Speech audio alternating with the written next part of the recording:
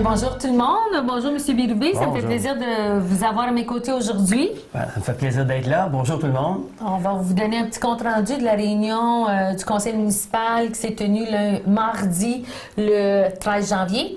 Donc, avant de commencer, on voudrait vous souhaiter une bonne année 2015 à tout le monde. On vous souhaite la santé, du bonheur, de l'amour tout au cours de l'année. Donc, on avait commencé la réunion publique du même ton, mardi dernier.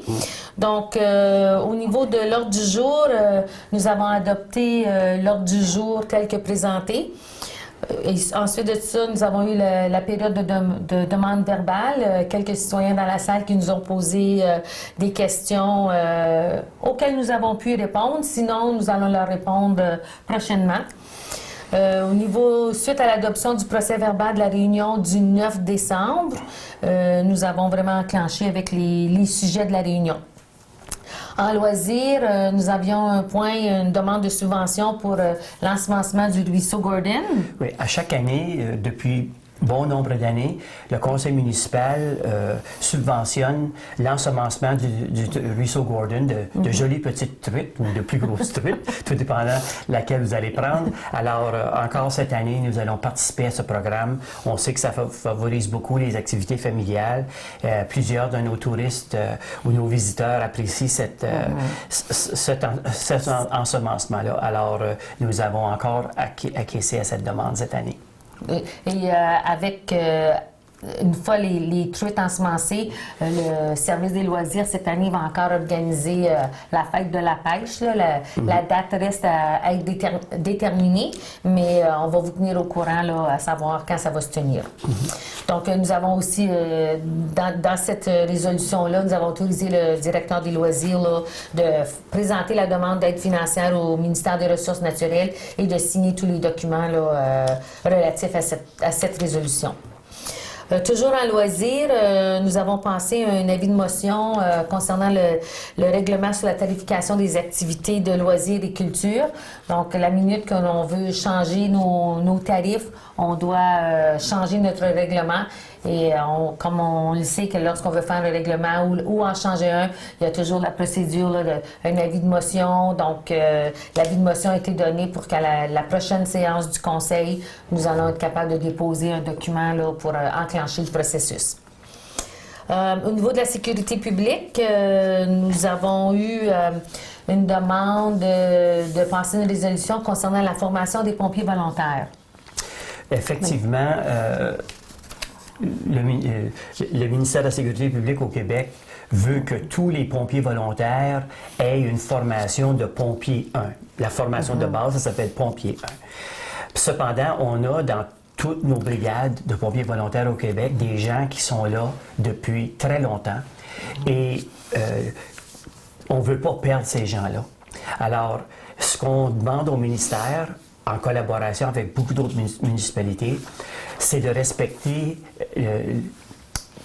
le statu quo. C'est-à-dire que les gens qui ont été là avant 1998, que ces gens-là ne soient pas obligés de suivre la formation de pompier 1.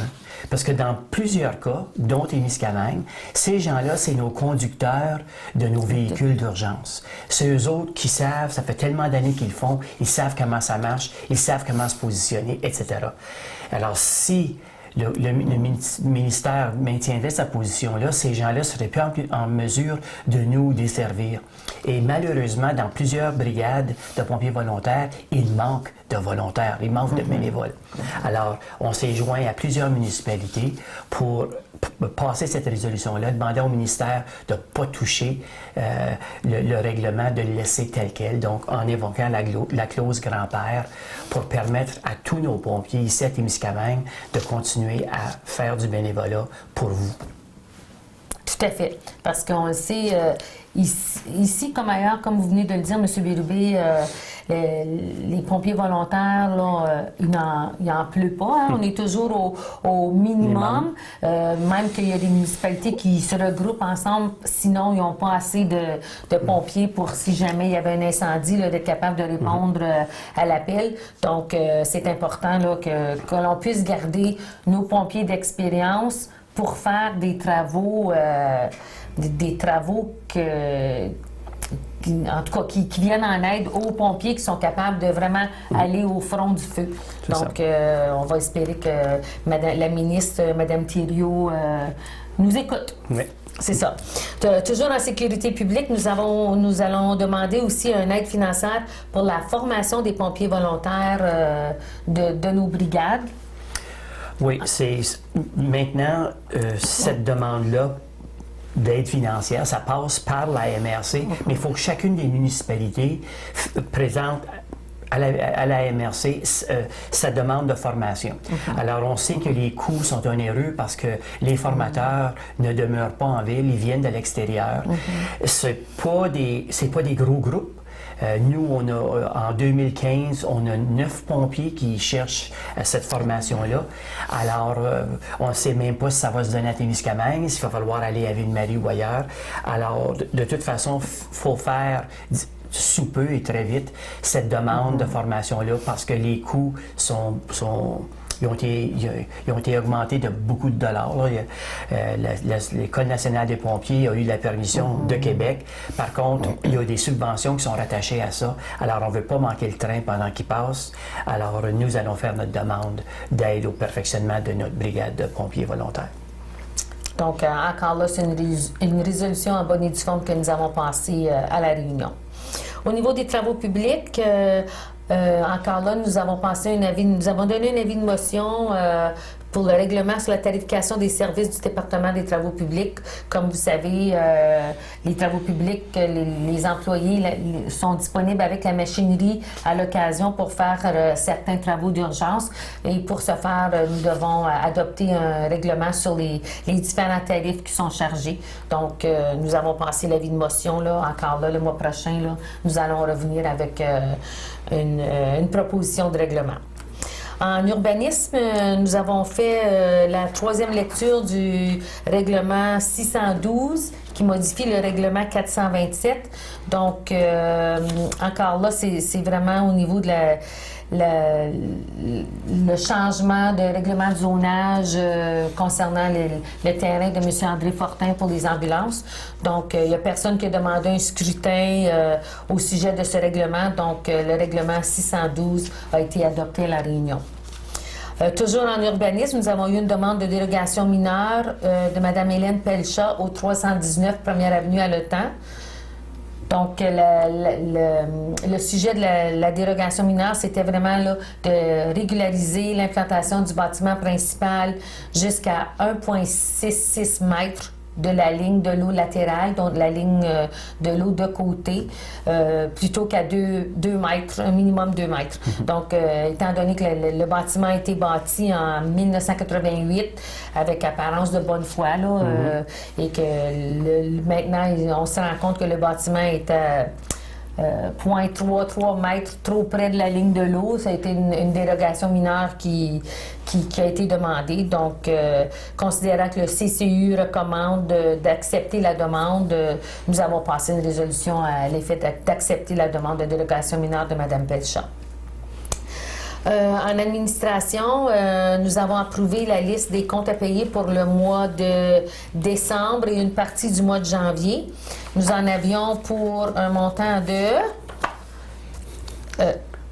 543 830. Donc, ça se ressemble là, à chaque mois, là, ces montants-là. Donc, nous avons fait, de ce montant-là, nous avons fait un remboursement de capital de 34 800 $ et nous avons aussi des factures là, pour le mois de janvier au montant de 14 128 $. Donc, nous avons approuvé la liste des comptes à payer et nous avons aussi fait le dépôt de la situation financière au 30 novembre 2014. Donc, au niveau des revenus, nous en avions pour le mois de novembre 188 525 $ pour un cumulatif de 5 860 000 $ sur un budget amendé de 6 105 000 $.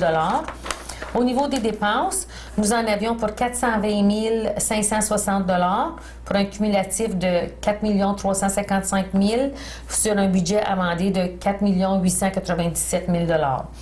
Ce qui nous avons fait des remboursements de capital pour 19 617 pour un cumulatif de 904 876 pour l'année.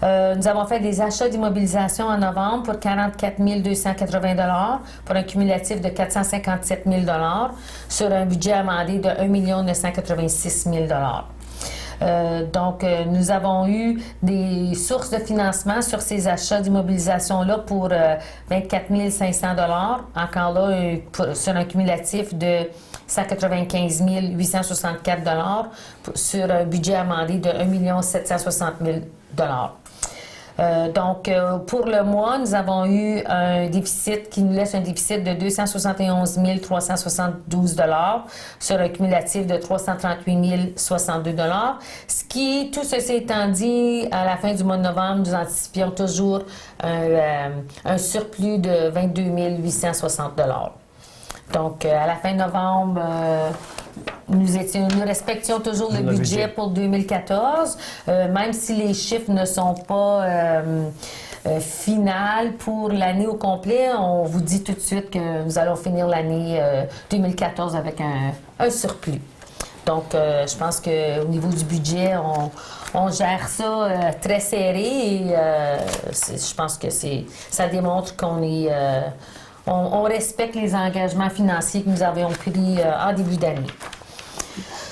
Pour continuer dans l'ordre du jour, nous avons, à chaque mois de janvier, nous devons renouveler l'assurance générale avec la mutuelle des municipalités du Québec. Donc, ce qui a été fait pour le mois de janvier, pour l'année 2015. Donc, le renouvellement, c'est pour un montant de 123 617 Ce montant d'assurance-là couvre tous les bâtiments de la ville, toute la machinerie, les assurances qu'on a besoin aussi pour couvrir notre personnel, peu importe. Donc, puis, M. Paquin nous disait que par rapport à l'année dernière, il y a une réduction d'environ 10 000 Donc, c'est quand même un bon départ pour 2015. En s'assurant avec la MMQ, la municipalité de Témiscamingue s'évite le processus d'aller en soumission. Alors, la MMQ, c'est elle qui s'occupe d'aller chercher les meilleurs prix. Et puis, à ce moment-là, on est tous gagnants. Alors, c'est ce qui explique pourquoi on n'est pas allé en soumission pour nos assurances à chaque année en passant par la mutuelle des municipalités du Québec. C'est une façon pour nous d'économiser puis d'être à peu près certain qu'on a le meilleur prix. Il y a plusieurs années, lorsque nous avons décidé d'adhérer à la MMQ, ça avait fait une grosse différence dans le montant d'assurance que l'on payait. Là, les chiffres par cœur, je m'en souviens pas parce que ça fait quand même plusieurs années, mais je me souviens quand on avait adhéré, là, ça avait fait une grosse différence. Donc, c'est positif pour tout le monde. Ensuite de ça, en administration, nous avons procédé à la nomination des membres du CA de la Corporation Passe-du-Lonceau. Donc, encore cette année, les conseillers Gilbert Lacasse et Pierre Gingras se joindront au directeur général, M. Maurice Paquin, et à l'agent de développement, Samir Boumerzoud, comme membre du CA de la Corporation Passe-du-Lonceau. Nous avons aussi dû nommer le maire suppléant pour les mois de février, mars et avril. Donc, ce sera au tour de M. Yves Ouellette qui va me remplacer au besoin pour les mois de février, mars et avril 2015. Ensuite de ça, nous avons aussi adopté le nouvel organigramme de la ville de Témiscamingue. On se devait de faire une mise à jour de notre organigramme. Donc, ça nous a été présenté par le directeur général et ça a été adopté par l'ensemble du conseil. Au niveau du poste de secrétaire de direction, comme vous savez, depuis 1 an maintenant, le poste de directeur de direction, c'est un poste temporaire jusqu'à ce que nous finissions l'organisation, la réorganisation du personnel à l'administration de la ville. Avec le départ de M. Paquin à la retraite, là, nous allons réorganiser les différents postes. Donc, nous avons passé une résolution pour prolonger le poste de secrétaire de direction jusqu'à la fin avril 2015. Au niveau de l'embauche du directeur général, bon, j'ai commencé à en parler un petit peu. M. Paquin nous a annoncé qu'il songeait qu'il prendrait sa retraite en 2015, fin mai, au début de l'été. Donc, nous avons, avant les fêtes, ouvert un poste là, pour le directeur général. Nous avons tenu des entrevues et nous sommes fiers de vous annoncer que Madame Sophie Lamarche, qui est la directrice adjointe au directeur général, deviendra directrice générale lors du départ à la retraite de M. Paquin. Donc, nous sommes fiers de l'embauche de Sophie. Je pense ça fait quand même au moins 3 ans qu'elle occupe le poste d'adjointe. Un an officiellement, mais par contre, elle avait fait 2 remplacements de maternité d'1 an chacun par avant. Donc, elle connaît le système, elle connaît les façons de faire, elle a plein de contacts. Donc, on va lui souhaiter bienvenue et le conseil municipal, les membres du conseil s'engagent à travailler avec elle là, dans ses fonctions là, en tant que directrice générale. Aussi, au début de janvier, comme ça, à chaque année, nous devons adopter l'échelle salariale pour l'année en cours. Donc, c'est un document qui nous a été présenté. Là, nous avons résolu d'accepter l'échelle salariale 2015 pour nos employés à la Ville. À Varia, au rapport des comités, nous avons eu différents rapports de différentes personnes. On a parlé de quoi, M. Bérubé? Bien, on a parlé de différentes réunions qu'on a eues, parce que durant le mois de décembre, on a travaillé fort sur le budget 2015, et puis vous en aurez des nouvelles très bientôt. On a aussi eu plusieurs réunions sur le comité de sélection et aussi des réunions de comité pour parler de la nouvelle façon d'administrer la ville. Et après ça, vous vouliez parler d'un forum, un certain forum. Oui. Mais avant, on avait parlé du tournoi d'hockey des hommes qui s'en vient à la fin du mois. Oui. Ensuite de ça, justement, au niveau de l'adoption du budget de la Ville, ça va se tenir en réunion publique mardi le 27 janvier à 19h là, dans le Salon des Jardins, comme les autres réunions du conseil municipal. Donc, c'est à ce moment-là que nous allons adopter le budget pour 2015. J'ai aussi parlé du budget de la MRC. Comme vous savez, au niveau des municipalités, on a toujours des quotes-parts à payer à la MRC pour les différents services rendus là, à nos différentes municipalités et au nom de nos municipalités. Donc, j'ai assisté à des réunions de budget de la MRC au mois de décembre et le budget a été adopté le 18 décembre au niveau de la MRC. Avec les coupures que nous connaissons au niveau du gouvernement, on en entend parler aux nouvelles à tous les jours. Au niveau de la MRC, ça fait vraiment une différence d'environ 1,2 million de moins que la MRC va recevoir du gouvernement. Donc, si on n'avait pas pris le surplus, parce que la MRC avait justement un surplus d'un petit peu plus d'1 million de dollars. Donc, pour boucler le budget de la MRC, nous sommes allés chercher le surplus au complet. Donc, pour l'année 2015, il n'y aura pas d'augmentation des quotes-parts qu'on doit payer à la MRC. Par contre, il va falloir vérifier ce qui va se passer en 2016 parce qu'1 200 000 $, c'est quand même beaucoup, c'est un gros montant. Mais pour 2015, ça va fonctionner comme ça au niveau de la MRC. Reste à voir comment ça va aller en 2016 parce que soit on a toujours la possibilité d'augmenter beaucoup les quotes-parts ou bien l'inverse, c'est de diminuer les dépenses, donc diminuer les services. Mais pour 2015, c'est le statu quo. Puis on verra là, au cours de l'année parce que les directives que nous avons, c'est que avec les changements qui s'en viennent au niveau du gouvernement, on risque d'avoir des demandes de services qui vont être transférées des CRI au MRC, etc. Donc, avant que le tout soit décidé officiellement et annoncé officiellement, on ne sait pas trop, là, on ne connaît pas trop l'avenir. Donc, il faut quand même rester sous nos gardes et puis se donner le temps de savoir ce qui va se passer avant de prendre des décisions. Ensuite de ça, justement au niveau du projet IDEC, vous savez, au mois de juin, nous avons signé une entente de partenariat avec la municipalité de Kippawa et la Première Nation d'Eagle Village pour travailler ensemble sur des projets conjoints de développement économique. Vous allez peut-être penser que depuis juin, on n'a pas travaillé. Ce n'est pas le cas. On fait les choses en ordre. Nous avons des réunions à tous les mois. Nous nous sommes quand même donné une façon de travailler. Nous sommes donné une vision, une mission, des valeurs. Donc, tout ça, ça prend quand même plusieurs réunions de discussion. On s'est entendu que les activités sur lesquelles nous allons travailler, ça va être vraiment sur le développement d'activités touristiques. Parce qu'on sait que le tourisme, c'est une activité qui peut être quand même très lucrative.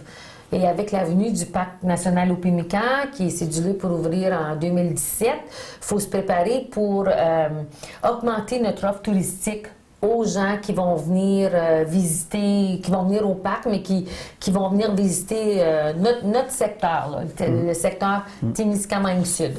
Donc, pour ce faire, nous allons tenir une consultation publique, un forum public, un forum communautaire. Ce que nous voulons, c'est vraiment que les gens, les citoyens participent, ils viennent nous donner leurs idées sur comment ils voient le développement touristique pour notre secteur. Donc, mercredi, le 11 février, la date a été décidée hier soir, donc c'est une nouvelle toute chaude. Mercredi, le 11 février, ça va se tenir ici au centre communautaire. Ça va être une rencontre de 5h à 7h30 environ. On va fournir un souper aux spaghettis. Tout à fait gratuitement. Ensuite de ça, on va avoir des ateliers pour que les gens nous donnent sur différents aspects stratégiques, qui nous donnent leur idée de comment ils verraient ça, le développement touristique. Donc, l'invitation officielle vous est lancée. Inscrivez ça à votre calendrier, mercredi le 11 février.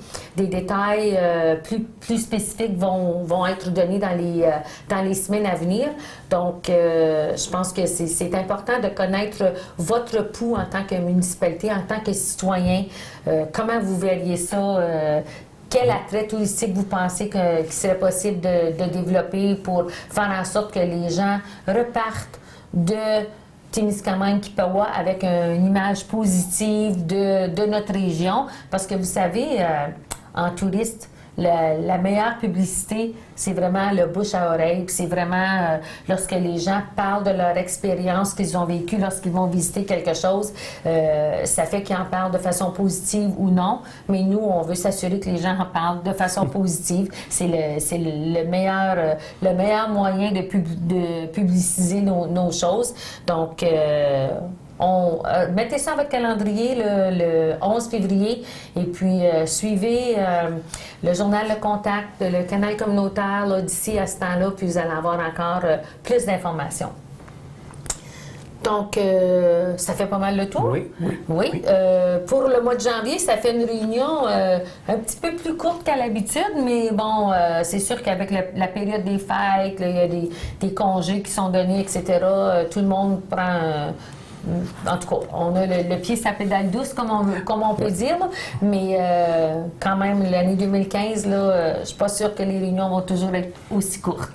Non. Avec les projets d'infrastructure qu'on a sur papier dans le moment, là, en attendant les travaux qui vont se faire ici à l'Arena pour changer notre système de réfrigération, la firme d'ingénierie est déjà embauchée, alors on attend des développements là-dessus. L'infrastructure du chemin Kippawa, c'est ça? La réfection du chemin Kippawa. Alors là aussi, c'est entre les mains d'ingénieurs. Alors, ils sont déjà venus faire un petit tour, voir qu'est-ce que ça a l'air, ce chemin-là, et recevoir nos inquiétudes, nos projets. Et puis, on attend là aussi que le projet, là, au niveau des ingénieurs, soit mis sur papier, qu'on puisse, le plus vite possible, aller en soumission pour être capable de réaliser ces travaux-là à même 2015. Donc, ce sera un gros projet.